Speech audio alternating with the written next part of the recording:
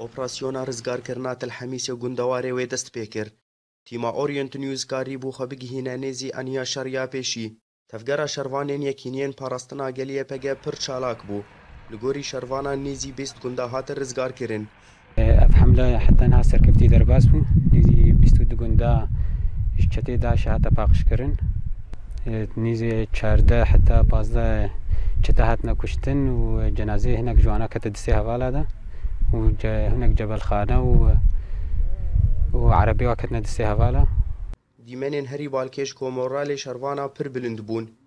شەروان دەبێژن ئەم ڤەناکشن تاب دەستخستنا سەرکەفتنێ و ئەم خاکە ڕۆژئاوا هەمی پاقش بکەن. أنا دورا گوندێ فارسۆکی ئەم سەکنینە و گەلێک ژی مە گوند ڕزگار کردنە دورا 17 گوندامە ڕزگار کردیە و ئەمێ دەست پێ بکەن حتا بداوی و ئەم ڤەناگەرن حتا بسەرکەفتنێ ئەم سافی نەکەن ئەم ڤەناگەرن. شەروانێن عەرب ژی ناڤیەکینیên پاراستنا gel de hebûn ew jî tekezkirin ku ji ana ta înkê wê karibin got herêma Telhemîsê bi tevahî paqij bikin. بإذن واحد أحد وين تلاقي هالعصابات راح نلاحقهم وهذه حماية الشعب إن شاء الله. یەکینیان پاراستنا gel li ser pişta Daişê ve nakşe heta got herêmê gişî paqij bike. Rastiya yepekê ev e. An em ê azad bijîn yan jî em ê şehîd bin dibin axê de.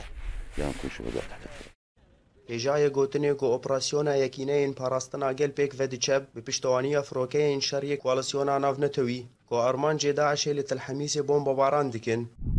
Operasyona ya got yekîniyên parastina gel YPG dest pê kiriye ji bo rizgarkirina Telhemîsê û gundewarê wê ser dirêjahiya di rojan berdewam e û ji hêla xwe ve jî firokeyên hevpeymana navdewletî derbin gelekî giran li derendorî bajarê Telhemîsê dixin. Ji gundewarê Telhemîsê bo Orient News. Ekrem Salih.